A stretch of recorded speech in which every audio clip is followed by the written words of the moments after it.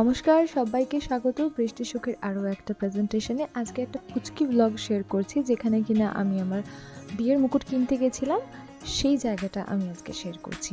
তো ফার্স্টলি আমি চলে গেছিলাম রিয়ার বাড়িতে, সেদিনকেই আমি যাচ্ছিলাম মুকুট কিনতে।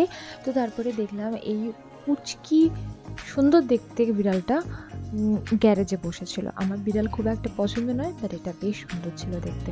তো তারপর ভাই আমাকে নিতে এসেছিল, নিয়ে আমাকে মুকুটের ওখানে নিয়ে যাবে, এরকম একটা ব্যাপার। তো আমরা গেছিলাম হচ্ছে চিনার পার্কের শোলাঘরে।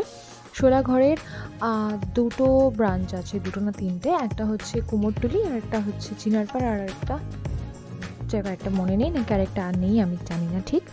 কিন্তু ওদের কালেকশন আমার খুব ভালো লেগেছিল। এছাড়াও ফেসবুকের বিভিন্ন গ্রুপে আর বিভিন্ন জায়গায় আমি শোলাঘরের বিভিন্ন অ্যাড দেখেছিলাম, তাতে আমার বিভিন্ন মুকুট খুব পছন্দ হয়েছিল।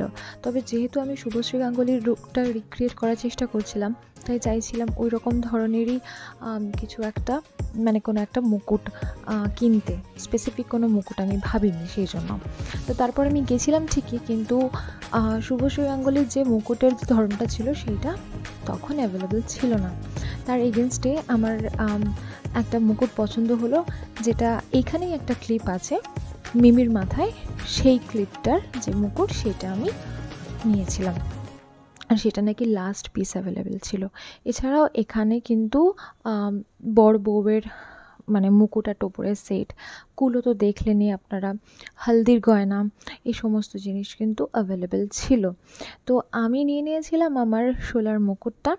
আসছি আবার একটা নতুন ব্লগ নিয়ে, ততক্ষণ অবধি সবাই ভালো থাকবেন, সুস্থ থাকবেন। টাটা।